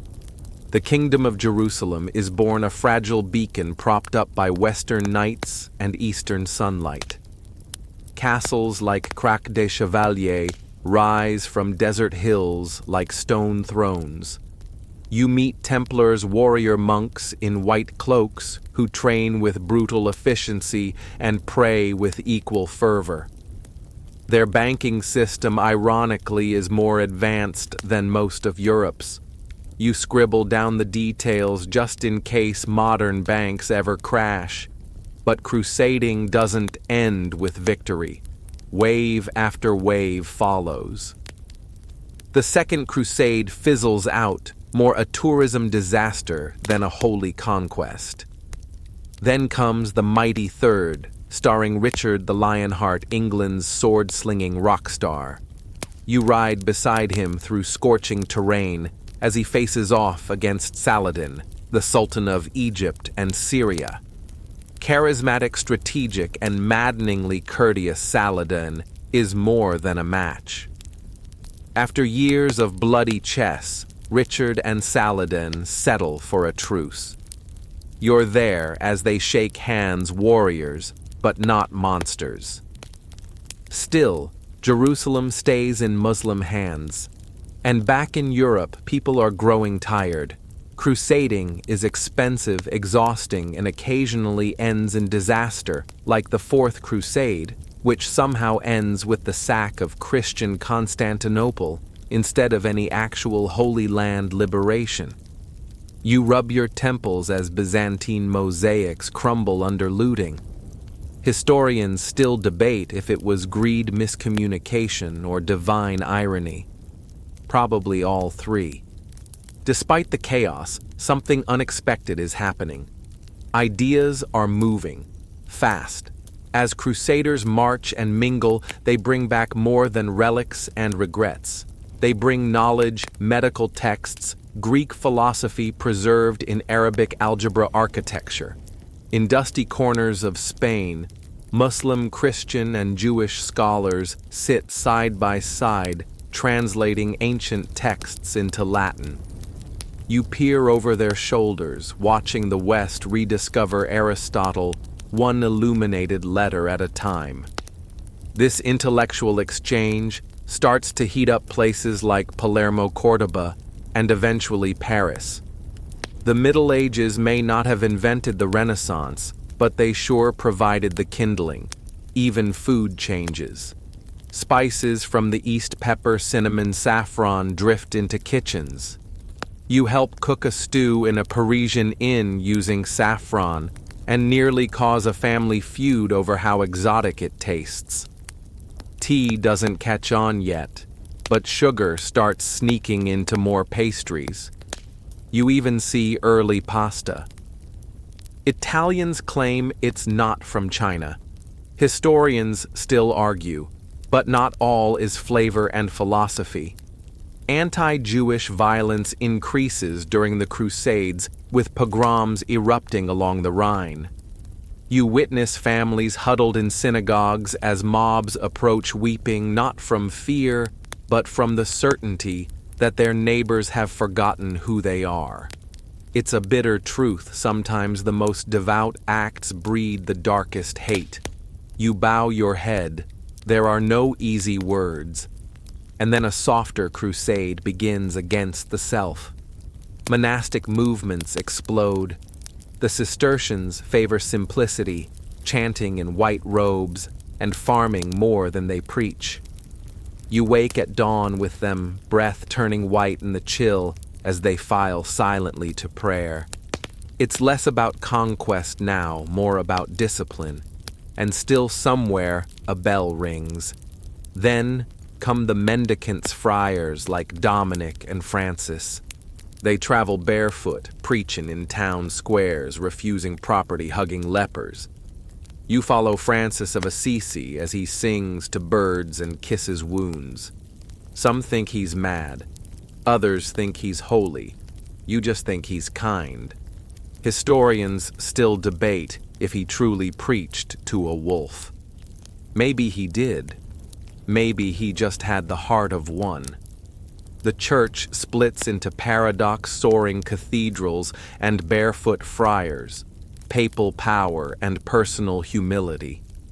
Somewhere between gold chalices and wooden crosses, Europe tries to balance the divine with the human. You pause in a courtyard as a scholar lectures about God's will in the Crusades. You glance at a soldier who's still nursing wounds from the desert. Both claim faith. Both carry scars. Neither seems certain. It's nearing the 13th century now, and Europe is filled with tension, promise, pain, learning, violence. The world is bigger, messier, more interconnected. Maps are redrawn, boundaries blurred. As the sun dips below the Mediterranean, you find yourself standing on a hill overlooking a caravan of returning crusaders. They're sunburned, bone-weary, dragging behind them relics, broken swords, and stories so strange you'll never quite believe them all. And ahead, a new century, a new disaster.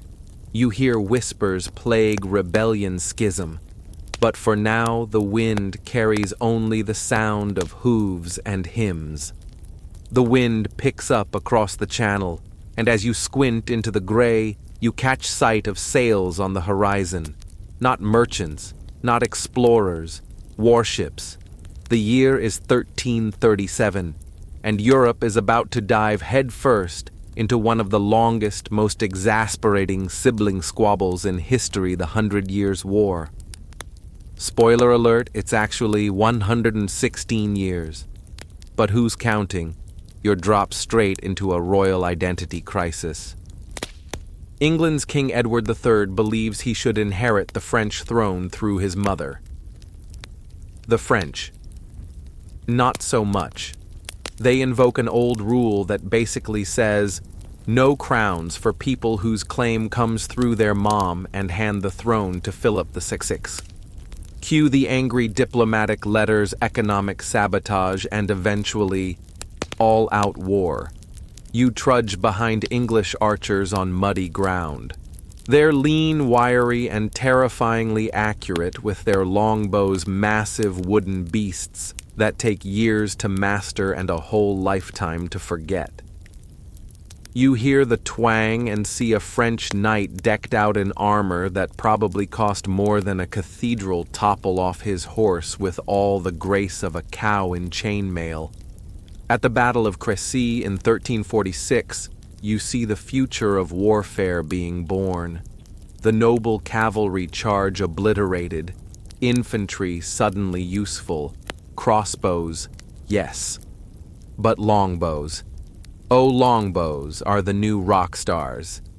It's a win for England, a loss for romanticized chivalry, and a reminder that war always evolves faster than honor. A few years later, you're at Calais watching it fall.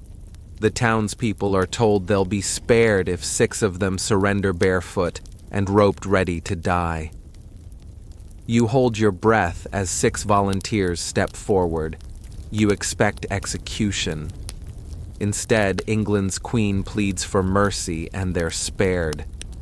Historians still debate whether this was a real moment of grace or political theater, but it feels raw, real, and deeply human. And then, just as both sides begin licking wounds and counting their dead, the real horror arrives. In 1347, plague creeps into Europe like a whisper on black fur. It rides the backs of rats and the bellies of fleas, spreading from port to port with ruthless efficiency. They call it the Black Death. Within 2 years, it will kill nearly half of Europe. You walk through villages where the only sounds are flies and crows. Markets vanish. Churches echo with empty pews. Bells toll until their ropes snap. Entire families vanish. Gravediggers can't keep up. Bodies lie in the streets. You cover your face with a perfumed cloth more for comfort than protection. One doctor passes wearing what looks like a bird mask beak stuffed with herbs. He explains in perfect seriousness that it helps purify the air. You nod slowly, resisting the urge to scream. Medical science is mostly guessing and prayer at this point. Scholars argue endlessly about causes, sin, miasma, alignment of the planets. Germ theory, centuries away. In the chaos, old rules collapse. Peasants start demanding wages. With half the workforce gone, the survivors suddenly have leverage. You meet a miller's son who's never tasted bread made from someone else's wheat, and now he owns a plow a cart and no intention of kneeling to any lord. A quiet revolution simmers. This unrest explodes in England with the Peasants' Revolt of 1381.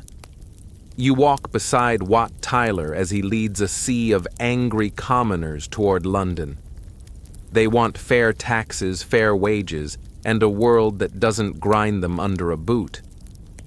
The boy King Richard II meets them. For a moment, it seems peaceful. Then Wat is stabbed. Chaos erupts. The dream dies. But the seed has been planted, the people have tasted protest. Over in France, things aren't exactly peachy either. Internal divisions, economic collapse, and a string of mad kings turn the 100 Years' War into the world's slowest meltdown.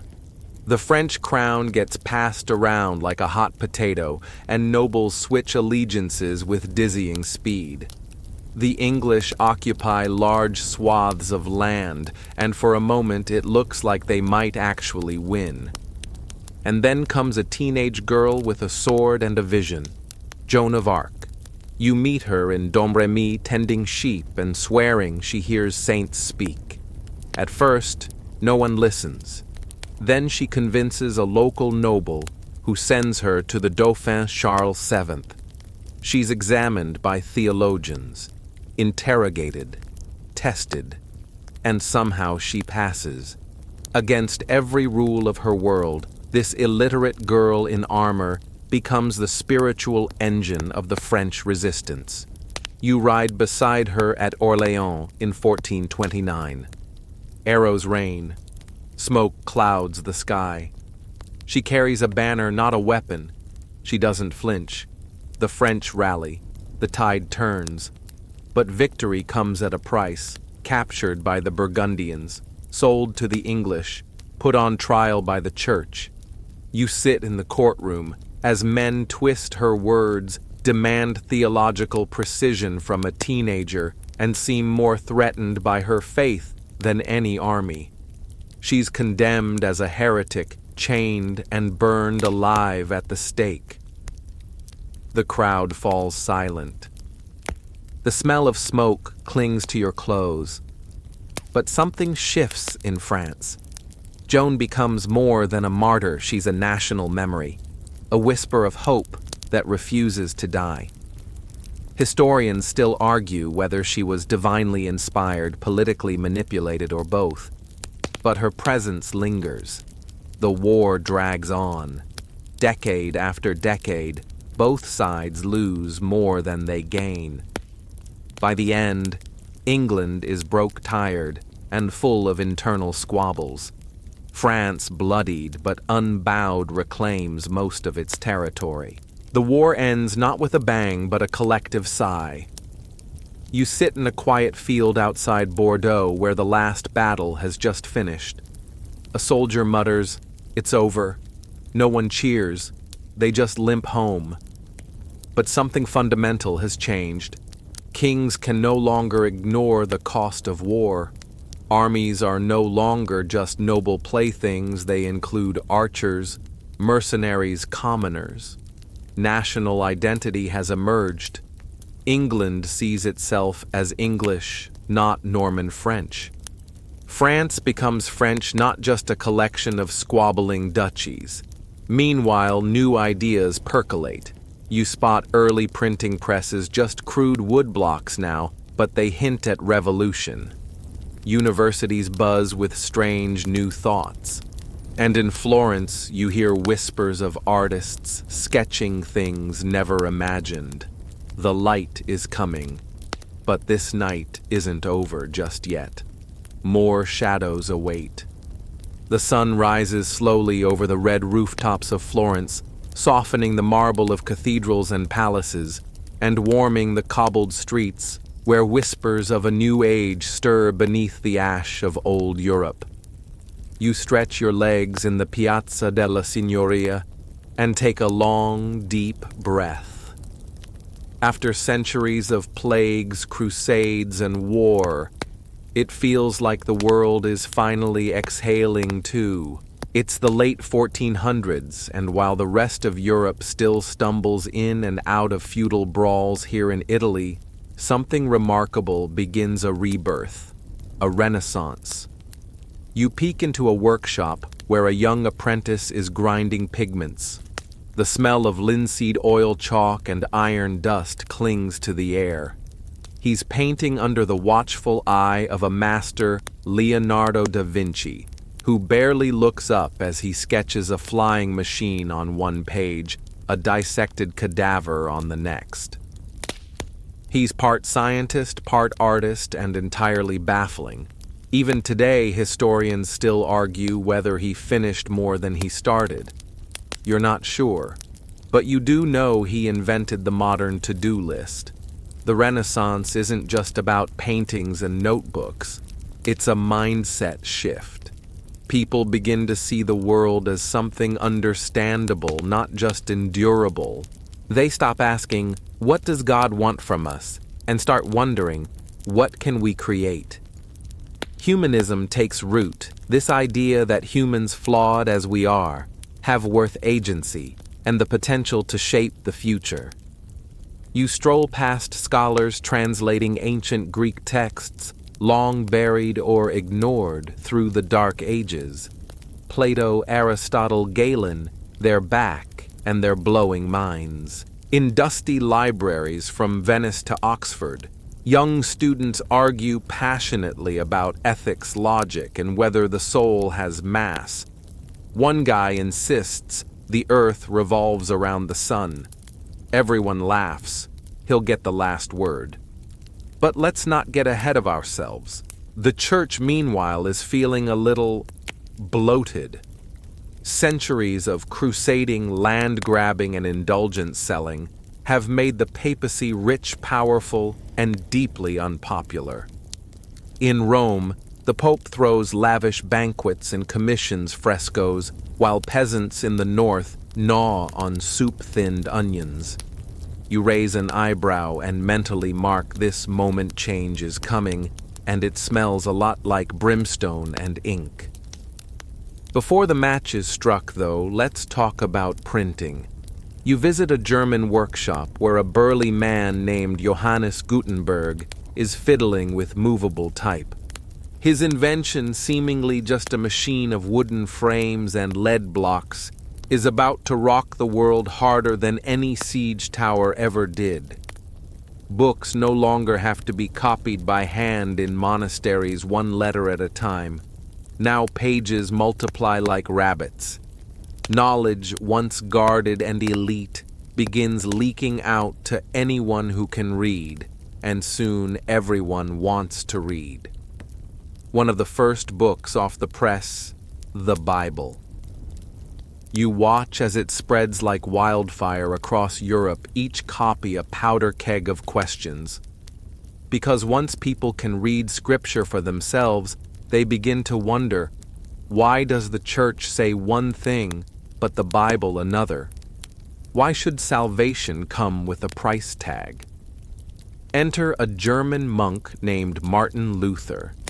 You find him in Wittenberg staring down a thick list of grievances. He takes a hammer, marches up to the church door, and bang. 95 theses nailed like a medieval tweet. The year is 1517. You feel the tremor in your bones. The Protestant Reformation has begun. At first it's just debate, but then the Pope gets mad. Luther refuses to recant. He's excommunicated, goes into hiding, writes more. Suddenly people across Europe are questioning indulgences, papal authority, even the existence of purgatory. You sit in taverns where farmers quote Luther. You meet students who challenge priests. You even spot a few women learning to read scripture, an unthinkable sight just decades earlier. Still, not everyone's thrilled. Violence flares. Peasant uprisings, religious wars, cities torn between allegiance to Rome or reform. You hear about Anabaptists drowning other Christians for the crime of disagreeing about baptism. It's confusing, messy, and honestly, very on brand for human progress. Historians still argue if Luther meant to break the church or just fix it, but break it he did. And once it was broken, nothing could glue it back the same way. And yet in the ashes of spiritual certainty, people start imagining new ways to live. In England, King Henry VIII takes advantage of the chaos. He's not exactly a theologian. He just wants a divorce the Pope won't grant. So he shrugs, breaks away from Rome, declares himself head of the Church of England, and dissolves monasteries like he's Marie Kondoing his kingdom. You walk past abbeys stripped of gold libraries scattered to the wind, and a new class of nobles licking their lips over free real estate. Meanwhile, Catholic reformers scramble to respond. The Council of Trent kicks off in the mid-1500s, hammering out doctrine and tightening church discipline. Jesuits emerge educated, disciplined, and terrifyingly persuasive. You attend one of their sermons and leave half convinced to learn Latin and give up chocolate. Only half. The printing press keeps cranking. You see it used to share radical ideas, astronomy, anatomy maps that don't end at dragons. Copernicus dares to suggest Earth isn't the center of the universe. Galileo agrees and gets put on trial for it. You lean in as he mutters, "Eppur si muove," and yet it moves. But it's not just books and Bibles flying across borders. Gunpowder brought from China centuries earlier is now redefining how wars are fought. Castles fall to cannons. Knights, once the gods of battlefields, now cower behind walls or become obsolete altogether. The age of chivalry limps toward extinction, replaced by musket drills and national armies. Trade blooms. You walk through markets flooded with sugar, silk, porcelain, tobacco. The world is cracking open. You hear tales of explorers, Columbus, da Gama, Magellan, sailing off the map and claiming entire continents in the name of God and gold. Their stories are filled with wonder and atrocity. Whole civilizations decimated, riches extracted. You sit with an Incan elder who tells you how quickly 1,000 years of tradition can vanish under steel and smallpox. You say nothing. What could you say? Back in Europe, the balance of power is shifting. New nations rise. Spain flexes with its golden armadas. France consolidates. England invents bureaucracy and starts experimenting with parliament. Empires are budding even if they don't fully realize it yet. You wander through the streets of Venice as dusk falls, listening to gondoliers sing under the stars. Somewhere, Vivaldi is tuning a violin. Down a narrow alley, a printer hands a young girl a book of poetry. She hides it beneath her cloak and runs home. The Middle Ages are no more, but their echo still rings through cathedrals, castle ruins, and the stories passed from mouth to mouth. You've trudged through plague pits, climbed siege ladders, dined with monks, and danced in candle-lit halls. You've seen humanity frightened, faithful, furious, begin to open its eyes. And now the lights of the modern world are flickering to life. You exhale slowly, standing at the edge of the 16th century, blinking into the brilliant, blinding dawn of the modern world. Behind you lie centuries of shadows flickering torchlight in dank stone corridors, chants echoing through cloisters, swords clashing under crimson banners. Ahead, something entirely different. No more snoozing through feudal rituals or dodging arrows. This next part is going to involve telescopes, trading companies, and treaties written with suspiciously small print. But before you step forward, there's one last flicker of the Dark Ages to explore. You find yourself on a ship wind howling in the rigging, sails taut and groaning. You're part of the age of exploration, now a final frantic grasp by Europe to stretch its limbs, open its eyes, and claim as much of the unknown as it can reach. These voyages, Columbus to the west, da Gama to the east, Magellan around the world, weren't exactly Middle Ages anymore. But the motives still dipped in the same dark ink gold, God, and glory. You see new worlds discovered as if they weren't already home to thriving civilizations.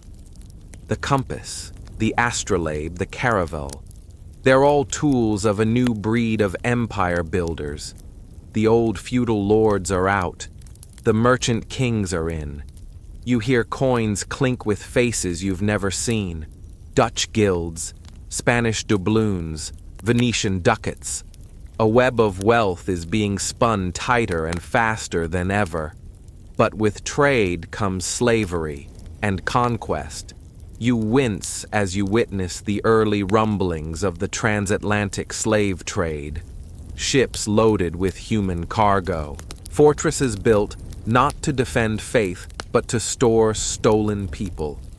This is no longer medieval. It's something newer, colder. You watch with quiet horror as the same Europe that once begged for holy relics now sells human lives in exchange for sugar and silver. Yet still beneath the surface, old habits cling. The witch hunts begin to surge women and sometimes men accused of casting spells, stealing milk, or just knowing a little too much about herbs. In small villages, superstition runs deep. You hide in the back of a smoky courtroom, while a terrified girl tries to explain that the herbs in her satchel are for tea, not curses. No one listens. She's burned anyway. Historians still argue whether these hunts were a backlash to social upheaval, the lingering bite of religious turmoil, or just mass panic with a cruel streak. Meanwhile, science is trying to take root. You peek into a lab where a man named Andreas Vesalius is dissecting a corpse. Not in secret, but publicly. He's mapping the human body with more precision than ever before. Next door, someone's peering through a rudimentary microscope. Another scribbles equations by candlelight, trying to calculate the motion of planets. The church frowns. Not outright bans, but strong tut-tuts. You sense a quiet war building not over land, but over truth. You pass through libraries stacked with printed books, now not just Bibles, but fiction, science, dirty jokes, and political pamphlets. People write for audiences, not just patrons. Literacy trickles downward. A blacksmith's son learns to read. A miller's daughter copies poetry. Knowledge isn't just for monks anymore. It's for everyone who dares to reach for it. And so here at the edge of the medieval world, you take one last look back. You see peasants who once feared eclipses, now studying astronomy. Towns once ruled by knights governed by laws. Plague-ravaged cities rebuilt cleaner, sharper, buzzing with invention. The pace of life quickens. Horses give way to wagons, torches to lanterns, the flicker of candlelight to the soft hum of human curiosity. The Dark Ages, as people later called them, weren't truly dark, just dim maybe, dusty, glowing faintly with quiet courage, odd brilliance, and occasional flaming catastrophe. The term itself is debated. Historians now see nuance. This was a time of survival, of slow reinvention, of holding the line until light could seep back in. And what a strange, miraculous light it became. In the final twilight of this age, you climb a hill just beyond a bustling city. The stars above are clear, cool, untouched. Below, church bells toll less for warning, more for wonder. Somewhere, a boy sketches a machine that might one day fly. A girl opens a book her grandmother could never have dreamed of reading. A merchant charts the currents of the sea. And far off in a dim room lit by oil and ambition, someone writes a symphony that will echo long after you've dozed off. You close your eyes. The journey from muddy feudalism to flickering modernity has been long and not without blisters, but you made it. Through sieges and sermons, plagues and pilgrimages, knights and nuns, and more than one questionable fashion choice hello codpiece, you trudged through it all. So now, at last, it's time to rest. You slow your breath, letting it match the gentle rhythm of wind over stone walls, the rustle of parchment in a scriptorium, the soft creak of ox cart wheels rolling toward a distant village. Let your muscles ease like the end of a battle that never quite reached your gates. The clang of armor fades to a memory. The torches dim. The cloisters hush. You feel the weight of wool blankets instead of mail, the scent of lavender in place of smoke. Somewhere far off, a bell tolls the end of Vespers. This was the story of 1,000 years, not in dates and kings, but in footsteps and whispers, in small resistances and quiet dawns. You walked with the fearful and the brave, the forgotten, and the immortal through the valleys of time that shaped who we are now. Let that echo hum in your bones as you drift. Tomorrow's world is already waiting. But for now, sleep.